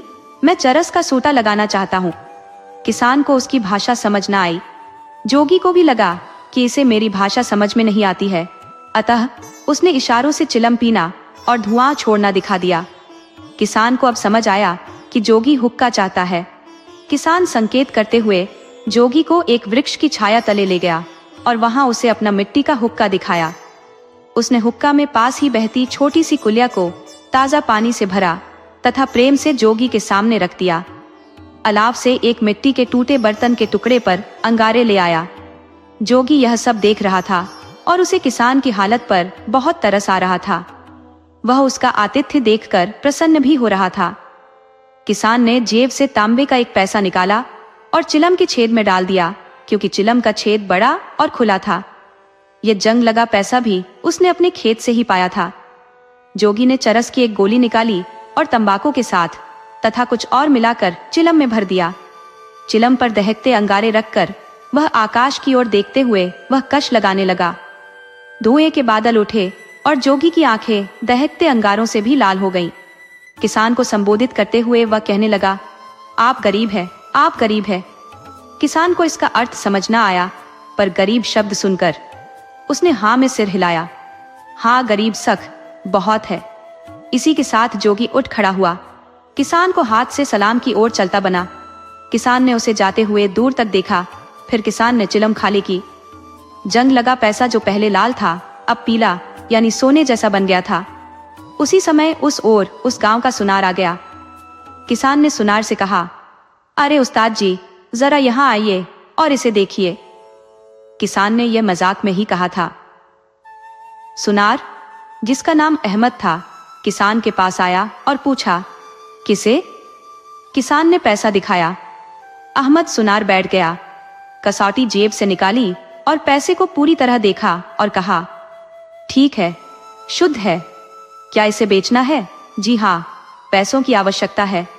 सुनार ने 111 रुपए निकाले और किसान को देने लगा। किसान हैरान हुआ और सुनार से कहा, अजी, मजाक क्यों करते हो? मैं मजाक क्यों करने लगा? लो, और 5 रुपए देता हूँ, बस इससे अधिक न दूंगा। किसान को लगा कि सुनार मजाक कर रहा है। इस तांबे के पैसे का इतना मोल? जब सुनार 5 रुपए और देने लगा तो किसान ने बिस्मिल्लाह करके पैसे लिए। सुनार उठ खड़ा हुआ और सोने का पैसा लेकर वहां से चल दिया। किसान हैरान था कि जोगी ने इस तांबे के पैसे को आन की आन में ही सोने में कैसे परिवर्तित कर दिया। काम छोड़कर वह जोगी की खोज में उसी दिशा में गया जिधर वह गया था। दिन ढलने से पहले उसने एक स्थान पर जोगी को लेटे नींद में मस्त पाया। उसे पाकर वह बहुत खुश था और उसके जागने की प्रतीक्षा करता रहा। जोगी किसान को देखकर चकित हुआ। किसान उसके चरण पकड़कर अनुनय विनय करने लगा कि मुझ पर कृपा कीजिए, मैं बहुत गरीब हूँ, और झार-झार रोने लगा। जोगी को किसान पर दया आ गई और उसने कहा कि तुम्हें मेरे साथ 7 दिन रहना होगा। किसान तैयार हो गया। फिर जोगी ने किसान को सूखी लकड़ियां लाने और धूनी जलाने को कहा। किसान ने तुरंत ही इसे कार्यान्वित किया। जोगी ने भूमि में एक छेद बना दिया। इस छेद में अपनी लाठी का निचला हिस्सा घुसेरा और अगले भाग पर अपना माथा टिकाकर साधना करने लगा। किसान धूनी में लकड़ियां डालता गया, अपने लिए थोड़ा बहुत कुछ न कुछ बनाता गया और दिन काटता गया। 7वें दिन जोगी द्वारा बनाए गए छेद से एकदम एक मोटी जलधारा निकली, जिसने आसपास को जलमग्न कर दिया। किसान यह देखकर दूर भाग गया और चकित होकर देखने लगा, ये क्या माजरा है। फिर जल गायब हो गया और जोगी ने किसान को इशारों से अपने पास बुलाया। वह जोगी के पास आया। जोगी ने उसे एक गोल ठीकरा दिया और कहा, लो, ये तुम्हारे लिए समुद्र से लाया हूं। इसे घर में किसी संदूक में रखना। तुम माला माल व आबाद हो जाओगे। एक बात का ध्यान रखना, इसे खोना नहीं। जोगी के अच्छी तरह से समझाने पर किसान ने ठीकरा अपनी जेब में रख लिया और जोगी से विदा लेकर घर की ओर चल दिया। मील 2 मील चलने के बाद उसे एक पीर साहब दिखे। किसान को ख्याल आया, क्यों ना मैं इस ठीकरा को पीर साहब को दिखा दूं। उन्हें शायद ज्ञान होगा कि इस ठीकरा के रखने से मेरा कल्याण होगा कि नहीं। ठीकरा पीर को दिखाकर इसे प्राप्त करने का सारा किस्सा भी उन्हें सुनाया। पीर समझ गया कि इस ठीकरा में कुछ शक्ति है और किसान से कहने लगा कि इसे एक रात मेरे द्वारा भी अभिमंत्रित करने की आवश्यकता है। किसान बहुत नादान था और पीर के कहने में आ गया। ये मुल्ला किसान का ही पड़ोसी था। घर पहुंचकर किसान ने अपनी पत्नी को सारा वृत्तांत सुनाया। एक दिन बीत जाने पर किसान पीर के पास ठीकरा लेने गया। पीर मुकर गया और उल्टे उससे कहने लगा कि तुम बकवास करते हो। किसान ने बहुत कुछ कहा और चिल्लाया, पर किसी ने उसकी न सुनी।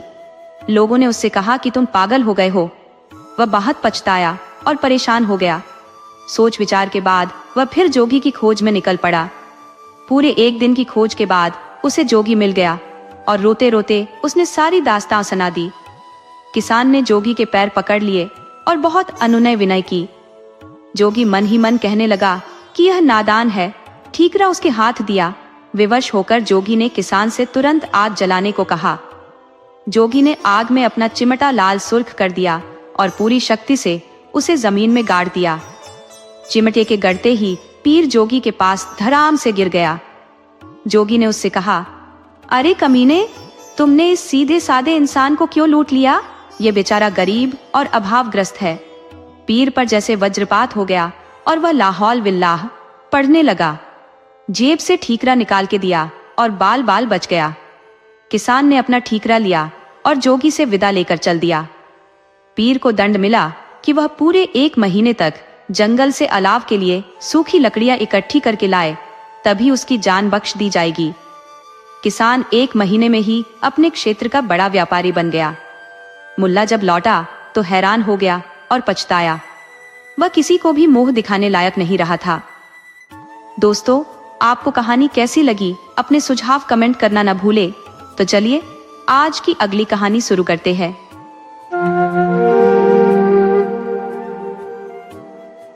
एक दिन एक ब्राह्मण ने अपनी पत्नी को अपने बिना खाना खाने से मना किया, ताकि कहीं ऐसा ना हो कि वह बकरी बन जाए। इसके जवाब में उसकी पत्नी ने भी उससे यही कहा कि वह भी उसके बिना खाना नहीं खाएगा, ताकि वह कहीं चीता न बन जाए। दोनों राजी हो गए। इस तरह काफी दिन निकल गए और दोनों में से किसी ने अपना वायदा नहीं तोड़ा। दोनों एक दूसरे के साथ ही खाना खाते थे। पर एक दिन उस ब्राह्मण की पत्नी ने अपने बच्चों को खाना देते समय उस खाने में से चखने के लिए एक कौर खुद खाकर देख लिया। उस समय क्योंकि उसका पति वहां था नहीं, सो उसकी पत्नी तुरंत ही एक बकरी बन गई। जब वह ब्राह्मण घर आया तो उसने देखा कि एक बकरी उसके घर के चारों तरफ घूम रही है। ये देखकर वह बहुत दुखी हुआ, क्योंकि वह तुरंत ही जान गया कि वह बकरी और कोई नहीं बल्कि उसकी अपनी प्यारी पत्नी थी। उसने उसको अपने घर के आंगन में बांध दिया और उसकी बड़ी सावधानी से सेवा करने लगा।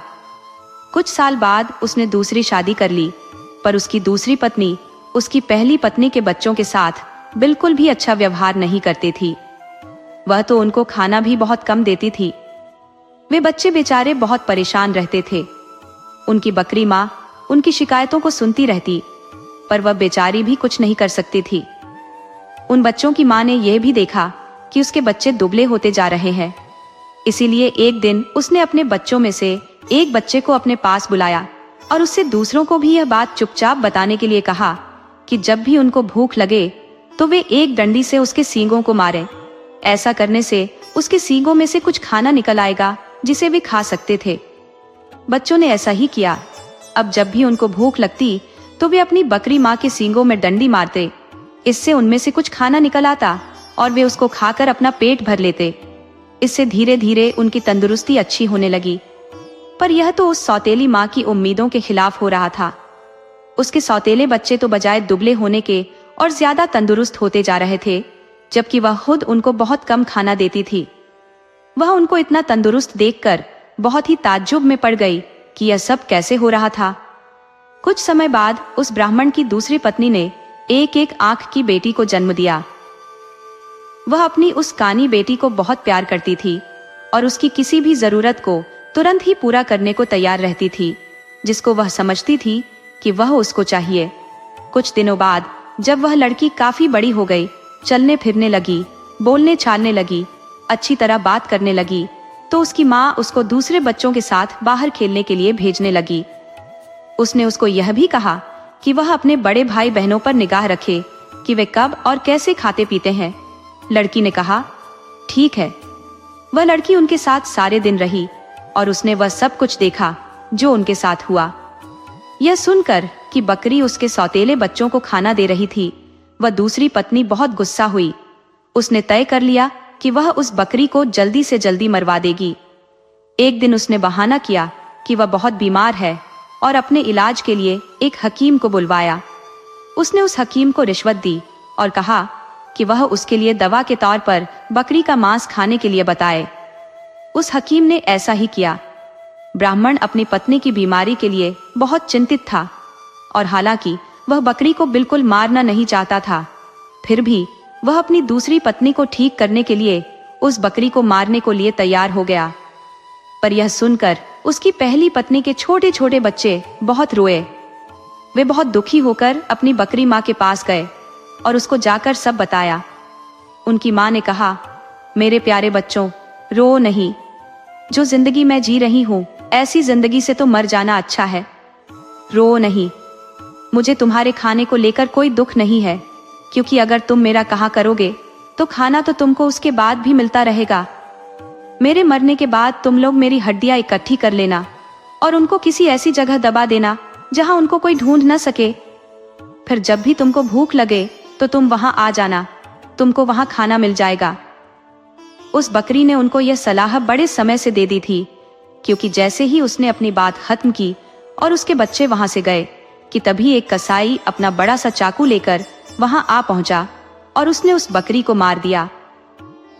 उस बकरी के शरीर को टुकड़ों में काट कर पका दिया गया।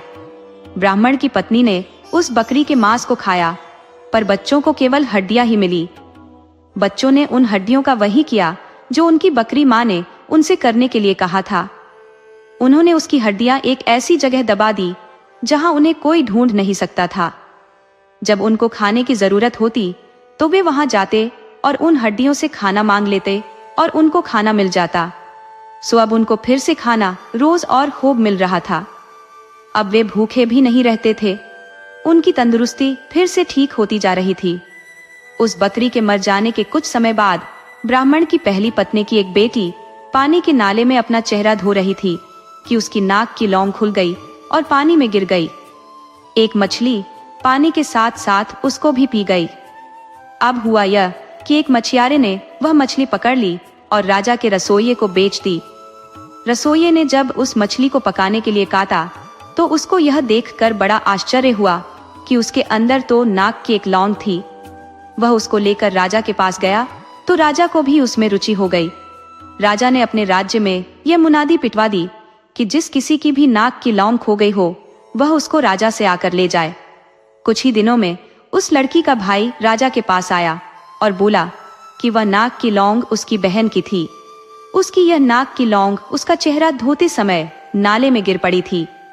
राजा ने उस लड़की को बुलाया तो वह उसकी सुंदरता और अच्छा व्यवहार देखकर इतना प्रभावित हुआ कि उसने उससे शादी कर ली और उसके परिवार की भी खूब सहायता की। दोस्तों, आपको कहानी कैसी लगी? अपने सुझाव कमेंट करना न भूले। तो चलिए आज की अगली कहानी शुरू करते हैं।